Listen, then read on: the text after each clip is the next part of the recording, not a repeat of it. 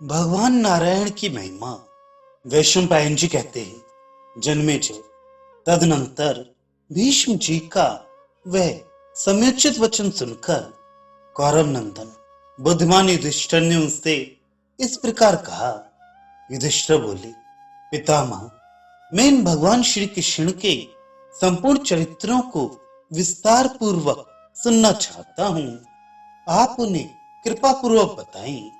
पितामह, भगवान के अवतारों और चरित्रों का क्रमशः वर्णन कीजिए। साथ ही मुझे ये भी बताइए कि श्री कृष्ण का शील स्वभाव कैसा है।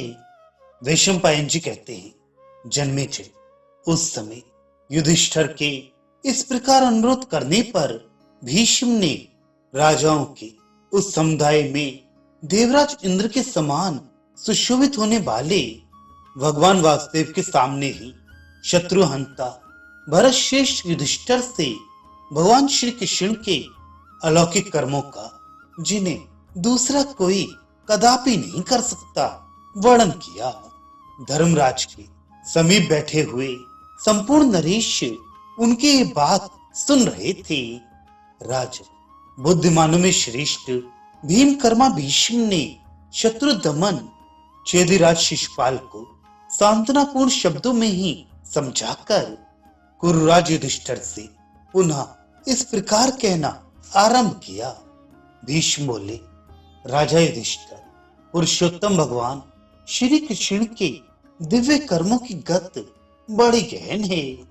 इन्होंने पूर्व काल में और इस समय भी जो महान कर्म किए हैं उन्हें बताता हूं, वो सुनो। वे सर्वशक्तिमान भगवान अव्यक्त होते हुए भी व्यक्त स्वरूप धारण करके स्थित हैं। पूर्व काल में वे भगवान श्री कृष्ण ही नारायण रूप में स्थित थे। यही स्वयंभू एवं संपूर्ण जगत के पितामह हैं। इनके सहस्त्रों मस्तक हैं।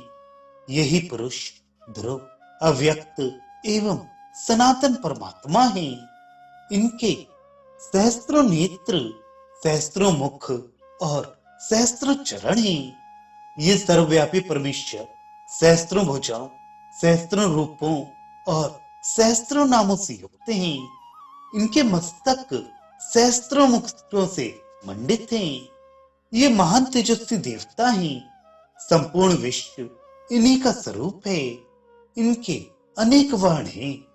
ये देवताओं के भी आदि कारण हैं और अव्यक्त प्रकृति से परे अपने सच्चिदानंद स्वरूप में स्थित हैं। उन्हीं सामर्थ्यवान भगवान नारायण ने सबसे पहले जल की सृष्टि की। फिर उस जल में उन्होंने स्वयं ही ब्रह्मा जी को उत्पन्न किया। ब्रह्मा जी के 4 मुख हैं। उन्होंने स्वयं ही संपूर्ण लोकों की सृष्टि की है। इस प्रकार आदिकाल में समस्त जगत की उत्पत्ति हुई। फिर प्रलय काल आने पर जैसा कि पहले हुआ था, समस्त स्थावर जंगम सृष्टि का नाश हो जाता है एवं चराचर जगत का नाश होने के पश्चात ब्रह्मा आदि देवता भी अपने कारण तत्व में लीन हो जाते हैं और समस्त भूतों का प्रभाव प्रकृति में विलीन हो जाता है। उस समय एकमात्र सर्वात्मा भगवान महानारायण ही शेष रह जाते हैं। भरत नंदन, भगवान नारायण के सब अंग सर्वदेवमय हैं। राजन, द्युलोक उनका मस्तक, आकाश नाभि और पृथ्वी चरण हैं। दोनों शनि कुमार उनकी नासिका के स्थान में हैं। चंद्रमा और सूर्य नेत्र हैं एवं इंद्र और अग्नि देवता उन परमात्मा के मुख हैं।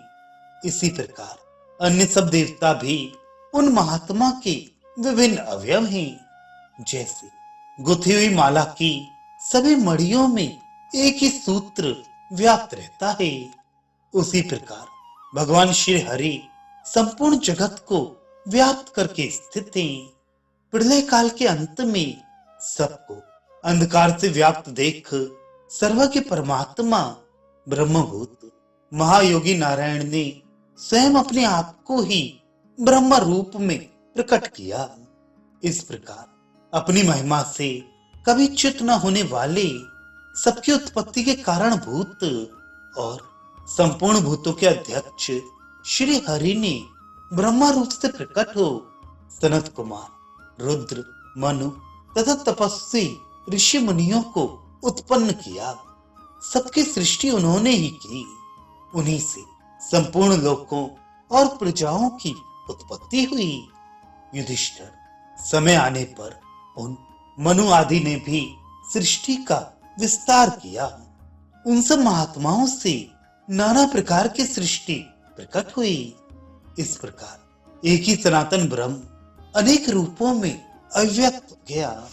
भरत नंदन, अब तक कई करोड़ कल्प बीत चुके हैं और कितने ही करोड़ प्रलय काल भी गत हो चुके हैं। मनवंतर, युग, कल्प और प्रलय ये निरंतर चक्र की भांति घूमते रहते हैं। ये संपूर्ण जगत विष्णुमय है। देवाधिदेव भगवान नारायण चतुर्मुख भगवान ब्रह्मा की सृष्टि करके संपूर्ण लोकों का हित करने के लिए क्षीर सागर में निवास करते हैं। ब्रह्मा जी संपूर्ण देवताओं तथा लोकों के पितामह हैं। इसलिए श्री नारायण देव सबके पितामह हैं, जो अव्यक्त होते हुए व्यक्त शरीर में स्थित हैं। सृष्टि और प्रलय काल में भी जो नित्य विद्यमान रहते हैं, उन्हीं सर्वशक्तिमान भगवान नारायण ने इस जगत की रचना की है। युधिष्ठिर, भगवान श्री कृष्ण ने ही नारायण रूप में स्थित होकर स्वयं ब्रह्मा, सूर्य, चंद्रमा और धर्म की सृष्टि की है। ये समस्त प्राणियों के अंतरात्मा हैं और कार्यवश अनेक रूपों में अवतीर्ण होते रहते हैं। इनके सभी अवतार दिव्य हैं और देवगणों से संयुक्त भी हैं।